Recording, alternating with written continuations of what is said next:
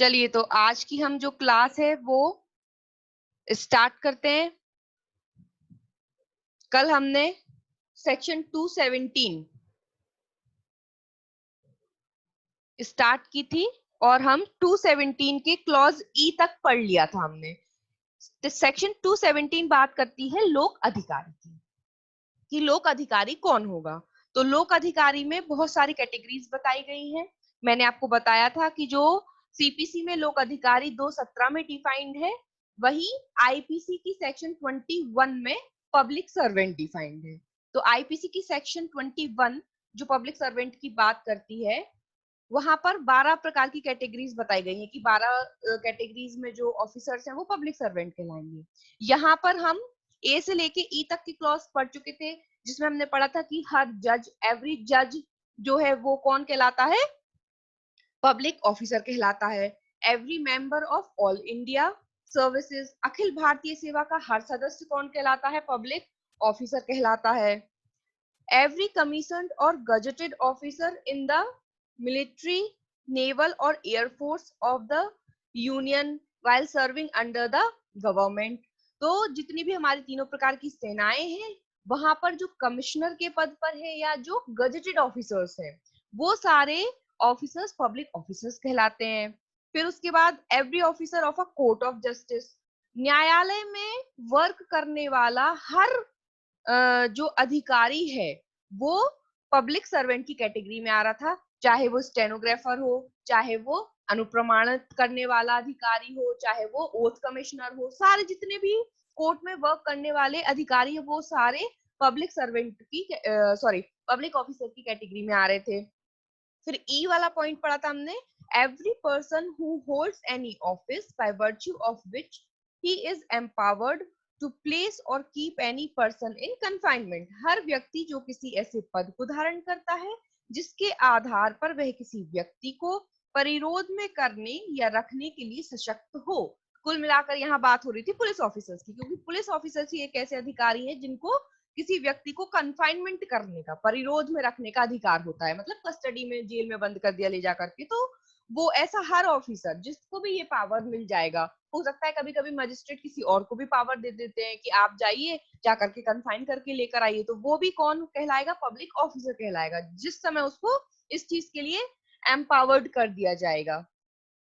अब यहां तक हम पढ़ चुके थे, एफ वाले पॉइंट से हमें स्टार्ट करना था। तो एफ पॉइंट जो है इसका, इसमें कहा गया था every officer of the government whose duty it is as such officer to prevent offences, to give of information of offenses, to bring offenders to justice or to protect the public health, safety और convenience। सरकार का हर वो अधिकारी public officer या लोक अधिकारी कहलाएगा जिसको क्या अधिकार मिले हैं या जिसका क्या कर्तव्य है, जिसका कर्तव्य है अपराधों को रोकना, अपराधी को न्याय के लिए उपस्थित करना और अपराधों की इत्तला देना या लोक के स्वास्थ्य, क्षेम या सुविधा की संरक्षा करना। तो ऐसा हर अधिकारी जिसका ऐसा कर्तव्य बनता है अपराध को रोकने का, तो अपराध को रोकने का वही पुलिस ऑफिसर्स हैं, मजिस्ट्रेट है, कलेक्टर है, कोई भी ऐसे पद पर है जिनका कार्य है कि आपके सामने अगर कोई अपराध हो रहा है तो आपको पावर मिला है कि आप रोकें या आप सूचना दें या आप अपराधी को न्याय के समक्ष उपस्थित करें, ताकि उसके लिए जो है पनिशमेंट वगैरह जो भी उसको देना है वो डिसाइड की जा सके। तो वो हर पर्सन, हर ऑफिसर कौन है, पब्लिक ऑफिसर है। फिर उसके बाद है जी वाला पॉइंट, इसमें कहा गया है every officer whose duty it is as such officer to take, receive, keep or expend any property on behalf of government। हर अधिकारी जिसका ऐसे अधिकारी के नाते यह कर्तव्य है कि वह सरकार की ओर से किसी संपत्ति को ग्रहण करे, प्राप्त करे, व्यय करे या सरकार की ओर से कोई सर्वेक्षण, निर्धारण या संविदा करे या किसी राजस्व आदेशिका का निष्पादन करे। तो इस वाले पॉइंट में जो हमारा जी पॉइंट है, यहाँ पे जितने भी काम पर्सन कर रहा है वो गवर्नमेंट के बिहाफ में कर रहे हैं, मतलब गवर्नमेंट के बिहाफ में काम करने वाला हर पर्सन कौन कहलाएगा? लोक अधिकारी कहलाएगा। अब यहाँ पे जितने भी ये काम गिनाए गए हैं तो वो सब क्या है? पोस्ट हैं। अगर सरकार की तरफ से कोई व्यक्ति सर्वेक्षण कर रहा है तो कोई किसी ना किसी पद पर होते हैं, तब सर्वेक्षण करते हैं। हर डिपार्टमेंट का सर्वेक्षण चलता है, जैसे स्पेशली म्यूनिसिपल कॉर्पोरेशन वगैरह हैं, नगर पालिका है, यहाँ पे ज्यादा चलते हैं ये सर्वेक्षण वाले काम, है ना। तो जैसे वहां के जितने भी ऑफिसर्स हैं वो कौन है? पब्लिक ऑफिसर्स हैं। फिर उसके बाद जैसे यहाँ पर लिखा है रेवेन्यू, रेवेन्यू से रिलेटेड सब रजिस्ट्रार हैं, रजिस्ट्रार ऑफिस है, तो वहां पर जितने भी लोग काम करने वाले हैं वो कौन कहलाएंगे? पब्लिक ऑफिसर कहलाएंगे। फिर सरकार के धन संबंधी हितों पर प्रभाव डालने वाले किसी मामले में अन्वेषण या रिपोर्ट करें, या सरकार के धन संबंधी हितों में संबंधित किसी दस्तावेज को बनाएं, अधिप्रमाणित करें या रखें, या सरकार के धन संबंधी हितों की संरक्षा के लिए किसी विधि के व्यतिक्रम को रोकें। तो गवर्नमेंट के बिहाफ में काम करने वाले जितने भी ऑफिसेज हैं, उनमें काम करने वाले जितने भी कर्मचारी हैं वो कौन है? Public officer. तो इस वाले पॉइंट को आपको बस इतना याद रख लेना है कि गवर्नमेंट के बिहाफ पे काम करने वाले अधिकारी, थोड़े से पॉइंट्स को ध्यान में रख लेना है। फिर है H, every officer in the service or pay of the government or remunerated by fees or commission for the performance of any public duty। हर अधिकारी जो सरकार की सेवा में है या उससे वेतन प्राप्त करता है या किसी लोक कर्तव्य के पालन के लिए फीस या कमीशन के रूप में पारिश्रमिक पाता है। अब यहाँ पे इसने सारे लोगों को, जितने भी लोग गवर्नमेंट जॉब में हैं, सबको इंक्लूड कर लिया, क्योंकि उसमें क्या वर्ड यूज कर दिया? हर अधिकारी जो सरकार की सेवा में है। तो सरकार की सेवा में चपरासी से लेकर के कलेक्टर और आईएएस ऑफिसर, हर अधिकारी की बात कर दी। मतलब यहाँ पे अधिकारी वर्ड है तो अपन एक्चुअली में प्यून वगैरह को नहीं लाएंगे इसमें, क्योंकि वो बहुत फोर्थ ग्रेड के हो जाते हैं, तो थर्ड ग्रेड तक क्या जाएंगे इसमें? थर्ड ग्रेड तक के सरकार की सेवा में है या उससे वेतन प्राप्त करते हैं या किसी लोक कर्तव्य के पालन के लिए फीस या कमीशन के रूप में पारिश्रमिक। अब अगर कोई पोस्ट ऐसी होती है जो फीस और कमीशन बेस्ड होती है तो उनको ऐसा नहीं कहेंगे कि हम ये तो फीस या कमीशन बेस्ड जॉब्स हैं तो ये पब्लिक सर्वेंट, पब्लिक ऑफिसर नहीं कहलाएंगे। तो अगर कमीशन बेस्ड नौकरी भी गवर्नमेंट की है और कोई व्यक्ति करता है तो वो भी कौन कहलाएगा? पब्लिक ऑफिसर कहलाएगा। तो ये तो हो गया आपका 217 पब्लिक ऑफिसर, जिसको हमने काय के साथ कोरिलेट करके पढ़ा था? गवर्नमेंट प्लीडर, प्लीडर और पब्लिक ऑफिसर। तो गवर्नमेंट प्लीडर 7 में था, प्लीडर 15 में था और पब्लिक ऑफिसर 17 में था। तो 17 हमने आज पढ़ी है और लास्ट सेशन में हमने 7 और 15 पढ़ी थी। ठीक है, तो अब हम कहाँ से पढ़ेंगे?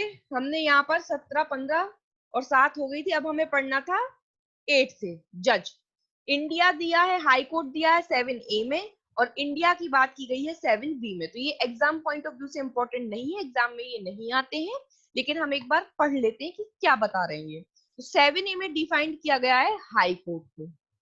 इन्होंने कहा है high court in relation to the Andaman and Nicobar island means the high court of Calcutta. तो इन्होंने स्पेसिफिक हाई कोर्ट की बात की है अंडमान और निकोबार आइलैंड के लिए। इन्होंने कहा है कि अंडमान और निकोबार आइलैंड की जब हम बात करेंगे तो वहां का हाई कोर्ट का मतलब है कलकत्ता का उच्च न्यायालय। तो वहां पे कौन सा उच्च न्यायालय लगता है? कलकत्ता का उच्च न्यायालय। बस इतना सा बात बोलिए। इंडिया 7B में इन्होंने इंडिया को एक्चुअली में डिफाइंड नहीं किया है।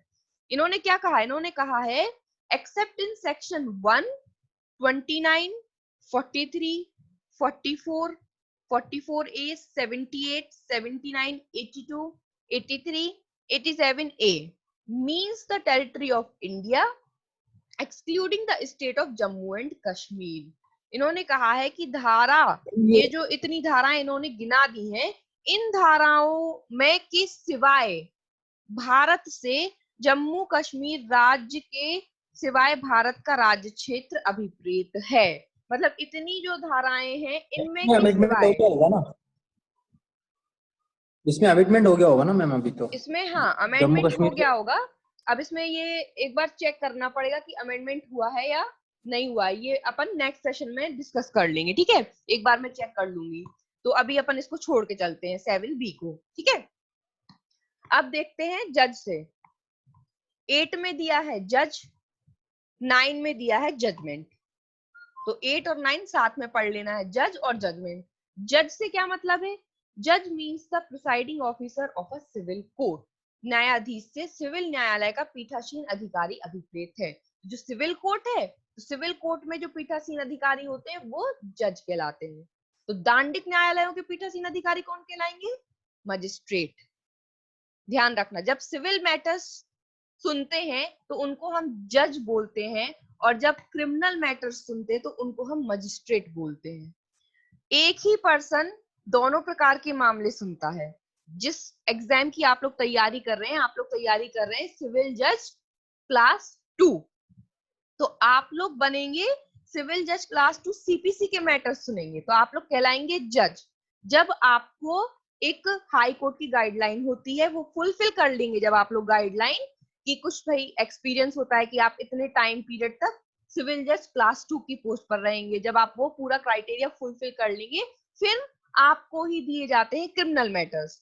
तो जब आपको क्रिमिनल मैटर्स मिलने लगेंगे, एक लिमिटेड एक क्राइटेरिया होता है कि कितने तक के मामले आप सुनेंगे, कितने दंड तक के आप सुन सकते हैं। तो अभी पहले आप जाएंगे सिविल मैटर्स के लिए, तो आप कहलाएंगे सिविल जज क्लास 2, और जब आपको कार्यभार मिल जाएगा क्रिमिनल मैटर्स का तो आप कहलाएंगे JMSC, judicial magistrate second class. ठीक है, फिर आपका प्रमोशन होता है, आप बनते हैं सिविल जज क्लास 1, सिविल मैटर्स पे सुनते हैं, और जब आपको क्रिमिनल मैटर्स उस पद पे देंगे तो कहलाते हैं JMFC, judicial magistrate first class. तो पर्सन एक ही होता है, सिविल मैटर सुन रहा है तो जज, क्रिमिनल मैटर सुन रहा है तो मजिस्ट्रेट। ठीक है, यहाँ पे भी क्लास 2 क्लास 1, और वहां पे JMSC JMFC, judicial magistrate second class, judicial magistrate first class. ठीक है, तो यहाँ पे तो भाई जज कहला रहा है क्योंकि सिविल कोर्ट में बैठ रहा है। अब है जजमेंट। जजमेंट क्या होगा? तो जजमेंट से इन्होंने कहा है 2(9) defined judgment. Judgment means the statement given by the जज of the grounds of a decree or order. निर्णय से न्यायाधीश द्वारा डिक्री या आदेश के आधारों का कथन अभिप्रेत है।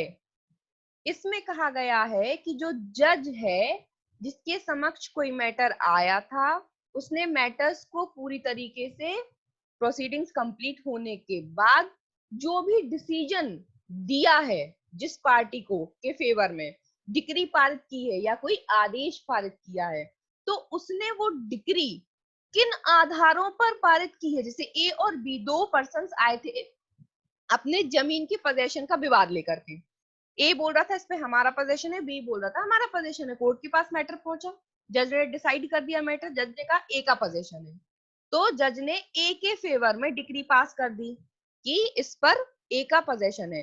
अब जो ये डिक्री पारित की है या और भी अन्य आदेश पारित किए होंगे तो किस आधार पर की है, मतलब आपने डिसाइड किया है ना कि ए का पोजीशन है तो कुछ ना कुछ ग्राउंड्स तो होंगे, सारे डॉक्यूमेंटेशन आए होंगे, गवाही हुई होगी, तो वो सब, तो किन आधारों को मानते हुए आपने डिसाइड किया कि इस प्रॉपर्टी पर ए का पोजीशन है, तो उन आधारों का कथन करना होता है जज को, कोर्ट में बोलना पड़ता है, बताना पड़ता है। तो डिक्री में उन्होंने लिखित रूप में डिक्री पारित की है, और डिक्री में जो पोजीशन दिया है तो पोजीशन के आधार क्या है, तो उन आधारों को जब जज मुंह से बोलेगा कोर्ट में तब कहलाता है कि जज ने क्या दिया है, जजमेंट दिया है।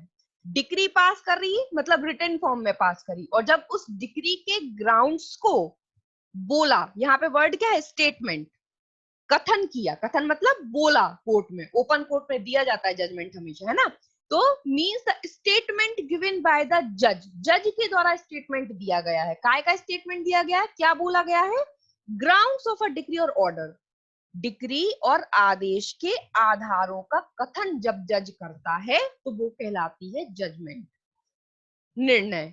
सबको समझ में आ गया ये?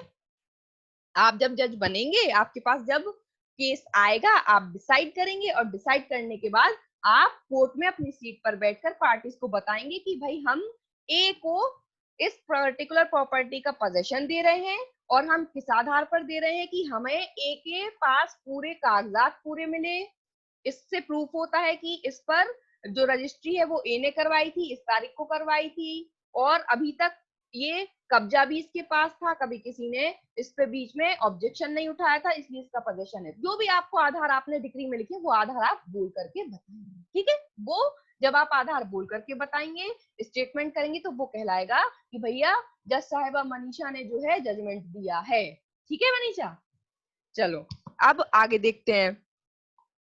तो ये हो गया अपना 8 और 9, जज और जजमेंट। अब जजमेंट डेटर, निर्णीत ऋणी। तो निर्णीत ऋणी हम पढ़ चुके हैं लास्ट सेशन में, लास्ट क्लास में। तो ये हमने पढ़ा था 2, 3 के साथ, डिक्री होल्डर के साथ, है ना। डिक्री होल्डर के साथ हमने क्या पढ़ा था, जजमेंट डेटर। तो अब ये हो चुका है। अब देखना है हमें लीगल रिप्रेजेंटेटिव 2, 11। विधिक प्रतिनिधि। विधिक प्रतिनिधि क्या होता है, देखिए। Legal representative means a person who in law represents the estate of a deceased person and includes any person who intermeddles with the estate of the deceased, and where a party sues or is sued in a representative character, the person on whom the estate devolves on the death of the party so suing or sued। यहाँ ये बोल रहे हैं diseased person का मतलब होता है मरा हुआ व्यक्ति, जो मर गया है, मृत हो गया है। तो विधिक प्रतिनिधि से वह व्यक्ति अभिप्रेत है जो मृत व्यक्ति की संपदा का विधि की दृष्टि से प्रतिनिधित्व करता है। कोई पर्सन जिसकी डेथ हो चुकी है, अब उस पर्सन की संपत्ति जो है, उस संपत्ति का रिप्रेजेंटेशन कौन करेगा। तो जो व्यक्ति उस मृत व्यक्ति की संपत्ति का रिप्रेजेंटेशन करता है वो कहलाता है विधिक प्रतिनिधि, ठीक है। वो भी किसकी दृष्टि में, विधि की दृष्टि में। लॉ पूर्ण मतलब लॉफुल होना चाहिए। ऐसा नहीं कि कोई भी एरा गैरा आके हमारा पड़ोसी मरा और हम पहुंच गए उसकी संपत्ति का प्रतिनिधित्व करने, तो आप नहीं हो legal representative according to the eyes of law. मतलब या तो जो व्यक्ति मरा है उसका बेटा होना चाहिए, पोता होना चाहिए, ऐसा है ना लीगल। तो अब विधि की दृष्टि में जो भी प्रतिनिधित्व कर रहा है मरे हुए व्यक्ति की संपत्ति का, वो कौन है, विधिक प्रतिनिधि है। और इसके अंतर्गत ऐसा कोई व्यक्ति आता है जो मृतक की संपदा में दखलंदाजी करता है। अब कोई मृत व्यक्ति हो गया है, लेकिन ऐसा व्यक्ति था जिसकी कोई संतान ही नहीं थी। अब इस कंडीशन में अगर आस पड़ोस में कोई उसके रहता था जो उसकी देखभाल कई लंबे समय से कर रहा था, बहुत बार ऐसा हो जाता है हमारे आस पड़ोस में कोई कपल ऐसे हैं, बूढ़े हैं, हो गए हैं, उनकी बच्चे कोई नहीं है, तो फिर आस पड़ोस के लोग भी उनकी हेल्प करने लग जाते हैं। अब जब वो व्यक्ति मरा या उनकी कोई दूर के रिलेटिव है ना, बहुत दूर के रिलेटिव्स हैं, तो वो जैसे ही वो खत्म हुए तो वो पहुंचे एट टाइम, तो जो उस संपत्ति में दखलंदाजी करेगा व्यक्ति, वो भी कौन कहलाएगा, लीगल रिप्रेजेंटेटिव। इसका मैं आपको एक एग्जांपल बताऊंगी बाद में।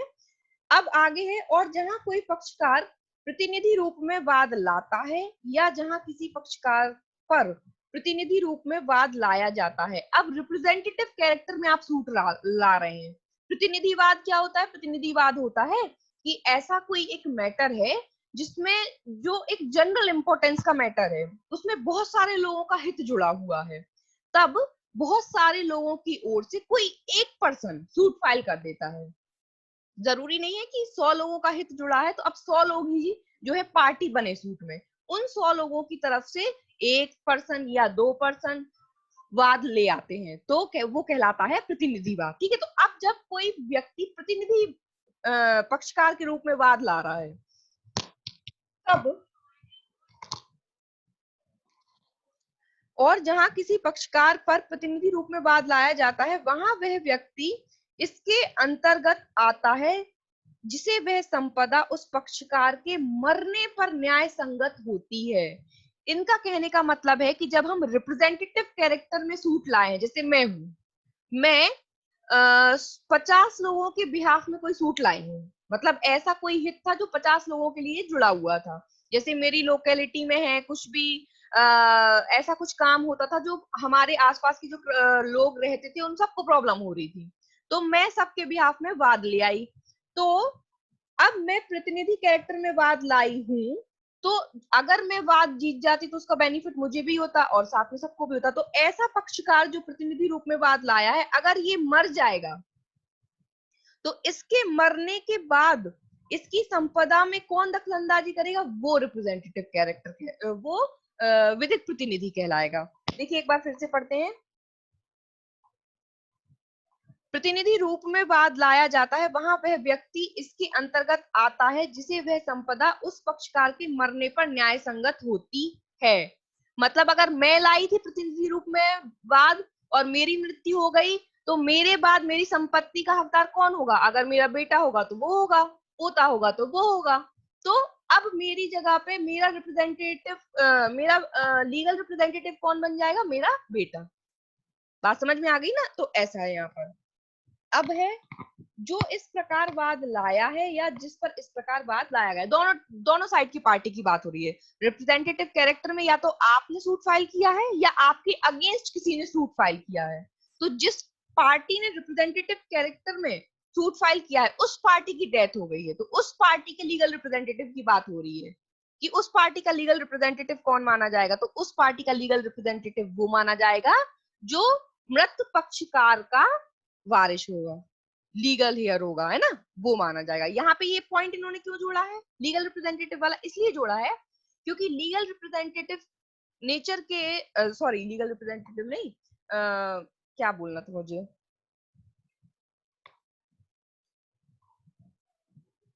हाँ, प्रतिनिधिवाद, रिप्रेजेंटेटिव कैरेक्टर के जो भी सूट होते हैं उसमें एक पर्सन बहुत सारे लोगों का रिप्रेजेंटेशन करता है। इसलिए यहाँ पे कंफ्यूजन ना हो कि भाई 50 लोग थे, 50 लोगों की तरफ से आप वाद लाए थे, तो अब आप खत्म हो गए हैं, तो केस कौन लड़ेगा?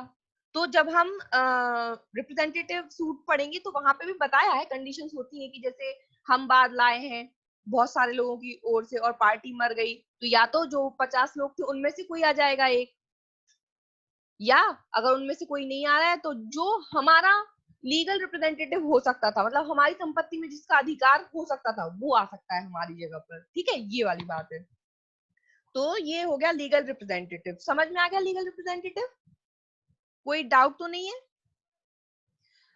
दो चार लोग जरा अपना कैमरा तो ऑन कर लो। राकेश, अभिषेक, अविनाश, आकांक्षा, करो यार ऐसे ही। गुड, लगे तो जरा कि पढ़ा रहे हैं। क्या है, तुम लोग मुंडिया भी हिलाओगे ना तो मुझे समझ में आएगा कि हाँ समझ में आता जा रहा है। लीगल रिप्रेजेंटेटिव समझ में आ गया सबको? राकेश, अभिषेक, समझ में मैम आ ये गया? दखल अंदाजी वाला जो पॉइंट है इसका, हाँ, मैम इसमें मतलब ये ऐसा उसका है, वारिस देखो नहीं भी रहेगा कोई इसका भी? ऐसा है, देखो दखलंदाजी वाला पार्ट ऐसा है, इसके अंतर्गत ऐसा कोई व्यक्ति आता है जो मृतक की संपदा में दखलंदाजी करता है। फॉर एग्जाम्पल, जैसे मैं बता रही थी कि हमारे एक दूर के रिलेटिव्स हैं, ठीक है, एक है पापा के मौसा जी, यस तो उनकी कोई संतान नहीं थी, तो उनकी डेथ हो गई उनके घर में। यस उनकी डेथ हो गई, जब 2 दिन तक उन्होंने दरवाजा नहीं खोला तब आस पड़ोसियों को लगा कि इन्होंने दरवाजा नहीं खोला, क्या हुआ, ऐसा तो नहीं कि ये डेड हो गए हों। तो आस पड़ोसियों ने दरवाजा खोल के देखा तो उनकी डेड बॉडी पड़ी हुई थी। तो जो उसी शहर में नियर रिलेटिव्स थे उनको बुलवाया गया, तो 3 लोग पहुंचे वहां पे। तो at the time of that circumstances 3 लोग वहां पे पहुंचे, पुलिस आई, तो पुलिस ने उन 3 लोगों को लीगल रिप्रेजेंटेटिव लिख दिया। उन्होंने कहा कि ये इनके चचेरे दूर के ये लगते हैं, ये इनके मौसी के लड़के लगते हैं और ये इनके एक पड़ोसी हैं। 3 लोगों के उन्होंने नाम लिख दिए, 3 लोगों के नाम बता दिए कि भाई ये तो। अब चार्जशीट जब बनकर पहुंचेगी कोर्ट के पास, तब कोर्ट क्या करेगी, इन 3 लोगों को लीगल रिप्रेजेंटेटिव मान लेगी। तो ये कौन हो गए, उनकी संपत्ति में दखलंदाजी करने वाले लोग हो गए। तो इन 3 लोगों को उनकी प्रॉपर्टी डिवाइड हो गई। ठीक है, ये एक आपको यस सर। रियल एग्जांपल बता दिया मैंने। तो ये होता है मृतक की संपदा में दखलंदाजी करता है। ठीक है, अब जैसे कभी कभी ऐसा भी होता है कि बच्चे हैं भी लेकिन कोई और भी आ जाते हैं बीच में, वो कहते हैं कि नहीं इस संपत्ति पे, ये पैतृक संपत्ति है, इस पर हमारा भी हक है। तो जो भी दखलंदाजी करता है, तो अब वो कोर्ट डिसाइड करता रहे कि कौन जो है विधिक प्रतिनिधि कहलाएगा। ठीक है, यस सर। चलो आगे देखते हैं।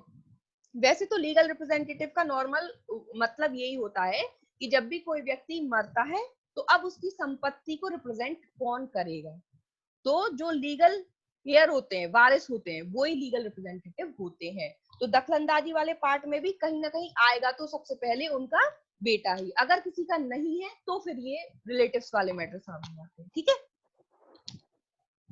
अब देखते हैं मैस्ने प्रॉफिट, ये है इंपॉर्टेंट। तो देखो लीगल रिप्रेजेंटेटिव में 211 याद रखना है कि लीगल रिप्रेजेंटेटिव को कहाँ डिफाइन किया गया है, 211 में। इससे रिलेटेड सेक्शन है 50, वहीं पर लिख लो 50 50। अब है मैस्ने प्रॉफिट, अंतःकालीन लाभ 212। पहले तो हेडिंग याद रखनी है कि 212 में डिफाइंड है क्या होता है। Mesne profit of property means those profits which the person in wrongful possession of such property actually received or might with ordinary diligence have received therefrom, together with interest on such profits, but shall not include profits due to improvements made by the person in wrongful possession। इनका कहना है कि अंतःकालीन लाभ से ऐसे लाभों पर ब्याज सहित वे लाभ अभिप्रेत हैं जो ऐसी संपत्ति पर सदोष कब्जा रखने वाले व्यक्ति को उससे वस्तुतः प्राप्त हुए हों। तो पहली तो बात ये हो रही है कि एक ऐसा पर्सन है जो ऐसी प्रॉपर्टी पे कब्जा किया हुआ है जो उसकी प्रॉपर्टी नहीं है, मतलब वो रॉन्गफुल पोजेशन में। पहला पॉइंट, पर्सन एक ऐसा व्यक्ति जो ऐसी प्रॉपर्टी को अपने अंदर पोजेशन में लिए हुए है जो उसकी नहीं है, मतलब रॉन्गफुल पोजेशन में हुआ। आपका पोजेशन नहीं है, आप रॉन्गफुल पोजेशन में हो, पहला पॉइंट। अब ऐसा पर्सन रॉन्गफुल पोजेशन में है लेकिन उसके बाद भी उससे अराइज होने वाले बेनिफिट्स का वो फायदा उठा रहा है। सपोज करो उसकी प्रॉपर्टी नहीं है लेकिन वो उस पे पोजेशन में है और उसका वो यूज कर रहा है अच्छी तरीके से, किराए पर चढ़ा दिया, कुछ भी कर दिया, तो उसका किराया वगैरह आ रहा है तो वो ही रख रहा है, तो बेनिफिट्स वो क्या कर रहा है, लेते जा रहा है, और वो भी इंटरेस्ट सहित लेते जा रहा है। अगर उस पर अगर ऐसी कोई चीज है ब्याज वगैरह वाली तो ब्याज भी आ रही, तो ब्याज भी इसमें इंक्लूडेड होता है, अंतःकालीन लाभ में ब्याज भी वो लेता जा रहा है। अब या जिन्हें मामूली तत्परता से उससे प्राप्त कर सकता था, या अगर वो बेनिफिट उठा सकता था उस रॉन्गफुल पोजेशन में से, तो वो भी इंक्लूड कर रहे हैं अंतःकालीन लाभ में। उठाया नहीं है लेकिन उठा सकता था, रॉन्गफुल पोजेशन में है। किंतु सदोष कब्जा रखने वाले व्यक्ति द्वारा की गई अभिवृद्धियों के कारण हुए लाभ इसके अंतर्गत नहीं आएंगे। लेकिन क्या था कि आप जिस प्रॉपर्टी के पोजेशन में थे, जिस पर आपका पोजेशन था नहीं, तो रॉन्गफुल पोजेशन में तो आप थे, तो उससे जो बेनिफिट आ रहे थे वो तो आप लेते जा रहे थे, तो वो है जो रॉन्गफुल बेनिफिट आ रहे हैं वो है अंतःकालीन लाभ, जिसमें ब्याज भी इंक्लूड होगा। लेकिन क्या इंक्लूड नहीं होगा, अगर आपने उस रॉन्गफुल पोजेशन में कुछ इंप्रूवमेंट अपनी साइड से करवा दिया है और उस इंप्रूवमेंट से जो भी बेनिफिट निकल के आ रहे हैं वो इंक्लूड नहीं होंगे। फॉर एग्जाम्पल, एक खेत था जो बी पर्सन का था, बी पर्सन शहर में रहता था, ए ने उसके खेत पर कब्जा कर लिया और उस खेत को वो यूज करने लगा। उस खेत में जो कुआं था ना, उस कुएं का पानी वो अपने खेत में यूज करता था। तो ठीक है भैया, तुमने उस खेत को भी यूज कर रहे हो, उसके कुएं के पानी को भी यूज कर रहे हो, तो ये तुम क्या कर रहे हो, मैस्ने प्रॉफिट, अंतःकालीन लाभ उठा रहे हो, तुम्हारा नहीं है, रॉन्गफुल पोजीशन में उठा रहे हो। अब तुमने क्या सोचा, थोड़े दिन बाद तुम्हें और लालच आया, तुमने कहा ये भी तो शहर में रहता है, आता वाता तो है नहीं है, इसके खेत में हम ही कुछ और काम कर लेते हैं। तो पहले तो वो सिर्फ खेत में यूज कर रहा था, सपोज करो उस खेत में सपोज करो कुआं नहीं था, तो उसने क्या करा, उसने उस खेत में कुआं खुदवा दिया। उसने कहा एक काम करता हूँ, मैं अपने पैसों से यहाँ कुआं खुदवा देता हूँ और इसी पे अच्छी खेती करूंगा, कुआं खुद जाएगा, पानी आएगा, अच्छी फसल होगी। तो कुआं खुदवा दिया, मतलब उसने क्या कर दी, अभिवृद्धि कर दी, वहां पे उसने खुद से इंप्रूवमेंट कर दिया ना। तो ये देखिए, सदोष कब्जा रखने वाले व्यक्ति द्वारा की गई अभिवृद्धियों के कारण हुए लाभ इसके अंतर्गत नहीं आएंगे। अब बाद में बी जो है वो वापस आ गया और बी ने क्लेम कर दिया कि अरे ये तो मेरी संपत्ति, तुम इस पे पोजीशन कैसे किए हुए हो। कोर्ट में केस गया। अब ये जो ए पर्सन है जो कब्जा किए हुए था, ये क्या बोले कोर्ट में जाके कि सर ठीक है इनका तो था खेत, इनको दे दो, लेकिन कुआं तो हमने खुदवाया था। तो भाई कुआं एक तो तुमने खुदवाया था, तो तुम्हारी जमीन तो थी नहीं, तुमने क्यों खुदवाया। तो अब भले ही तुमने कुआं खुदवाया था, तो अब वो बोले कि सर हमने कुआं खुदवाया था और कुआं खुदवाने की वजह से जो है फसल अच्छी हुई थी, तो इसके जो लाभ है वो हमें मिलना चाहिए। तो वो कोर्ट बोलेगी कि भैया भले ही तुमने कुआं खुदवाया था, उससे कोई मतलब नहीं है, इन अभिवृद्धियों के कारण जो भी लाभ हो रहे हैं उस पर तुम्हारा कोई हक नहीं है।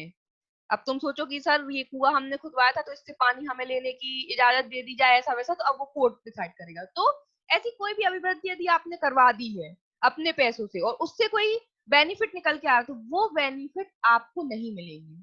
ठीक है, इसके और एक दो एग्जाम्पल देख लेंगे, कल डिस्कस कर लेंगे मैसने प्रॉफिट के। ठीक है, आप लोग भी बुक में से देखना। तो ये होता है मैसने प्रॉफिट। एक व्यक्ति जो रॉन्गफुल पोजेशन में है, उस रॉन्गफुल पोजेशन में होते हुए वो जो कुछ भी बेनिफिट्स ले रहा है ब्याज सहित, वो अंतःकालीन लाभ कहलाते हैं। और जो यदि उसने उस रॉन्गफुल पोजेशन में प्रॉपर्टी में कोई इंप्रूवमेंट करवा दिया है और उस इंप्रूवमेंट की वजह से कोई बेनिफिट आ रहा है, वो इंक्लूड नहीं होते। तो यहाँ से क्वेश्चन बनता है, ठीक है, यहाँ से क्वेश्चन क्या बनता है कि अंतःकालीन लाभ में क्या इंक्लूड है और क्या इंक्लूड नहीं है। तो एक तो ब्याज का ऑप्शन आता है, अंतःकालीन लाभ में मैसने प्रॉफिट में ब्याज इंक्लूड होता है। और अंतःकालीन लाभ में क्या इंक्लूड नहीं है, तो इम्प्रूवमेंट से हुई अभिवृद्धियां, इम्प्रूवमेंट की वजह से जो भी प्रॉफिट्स आ रहे हैं वो इंक्लूड नहीं है। ये दो क्वेश्चन बनते हैं। दूसरा तीसरा बनता है इसकी हेडिंग से। ठीक है, तो हमारा जो है टाइम बहुत कम बचा हुआ है, तो मैसने प्रॉफिट यहाँ पर कंप्लीट होता है अपना। कुछ डेफिनेशन क्या बची है, अब सिर्फ मूवेबल प्रॉपर्टी बची है, इसको जल्दी से देख लेते हैं। 13 में मूवेबल प्रॉपर्टी जंगम संपत्ति बताई गई है। तो जंगम संपत्ति के अंतर्गत उगती फसलें आती हैं, बस सीपीसी में इतना बोल दिया है कि movable property includes growing crops. जंगम संपत्ति में ग्रोइंग क्रॉप्स आती हैं। अब चूंकि ये डेफिनेशन क्लॉज में, इसलिए हम इसमें ज्यादा इंटरप्रिटेशन नहीं करेंगे। उन्होंने बोल दिया उगती फसलें मूवेबल प्रॉपर्टी मतलब है, इसको हम इंटरप्रिटेट करेंगे टीपीए में कि इमूवेबल प्रॉपर्टी पढ़ेंगे तो वहां से क्लियर हो जाएगा कि स्थावर संपत्ति क्या है, उसमें क्या आता है। तो उसमें जो नहीं आता है वो सारा क्या हो जाएगा, मूवेबल प्रॉपर्टी हो जाएगा। ठीक है ना, 14 हम पढ़ चुके थे, 17 हमने पढ़ लिया था, 18 भी पढ़ लिया था। 19 में देख लीजिए एक बार जल्दी से, निगम अंश। ये इंपॉर्टेंट नहीं है एग्जाम पॉइंट ऑफ व्यू से, तो बस इसमें इतना याद रखना है कि निगम अंश 219 में डिफाइन किया गया और इसके अंतर्गत स्टॉक, डिवेंचर या बंध पत्र आते हैं। खत्म। इसमें ज्यादा दिमाग बिल्कुल नहीं लगाना है कि मैम ये क्या होता है क्या नहीं होता है, आता नहीं है, बस याद रख लो स्टॉक, डिवेंचर और बंध पत्र, चार चीजें इंक्लूड है शेयर इन कॉर्पोरेशन में, निगम अंश में। ये आपका हो गया क्या, डेफिनेशन क्लॉज। साइंड का मतलब है 220 में देख लीजिए एक बार, निर्णय या डिक्री की दशा के सिवाय हस्ताक्षरित के अंतर्गत स्टाम्पित आता है। Save in case of a judgment और डिक्री इंक्लूड्स स्टाम्प। तो जजमेंट और डिक्री में जब भी साइंड की बात करेंगे वहां पे मतलब है पेन से सिग्नेचर, लेकिन डिक्री और जजमेंट के अलावा जब कहीं पे भी किसी डॉक्यूमेंट में साइंड की बात होगी उसका मतलब होता है स्टाम्पित। स्टाम्प पे लिखा हुआ होना चाहिए। डॉक्यूमेंटेशन में साइंड का मतलब क्या होगा, स्टाम्पित। आपने देखा होगा ना, स्टाम्प आते हैं 10 रुपए का, 100 रुपए का, 1000 रुपए का, तो वो स्टाम्प पे लिखी हुई बात को क्या मानते हैं, हस्ताक्षर। किसको छोड़ के, डिक्री और जजमेंट को छोड़ के। डिक्री और जजमेंट में तो जज के साइन को ही हम साइंड बोलेंगे, लेकिन बाकी अदर डॉक्यूमेंटेशन के मामले में हम स्टाम्पित चीज को साइंड मान के चलेंगे। स्टाम्प पेपर पे लिखा हुआ है मतलब साइंड है। ठीक है, ये हो गया हमारा डेफिनेशन क्लॉज कंप्लीट। तो आई होप कि आप सभी लोगों को समझ में आ गया होगा। आया नहीं आया, अपना अपना वो खोल लो, म्यूट।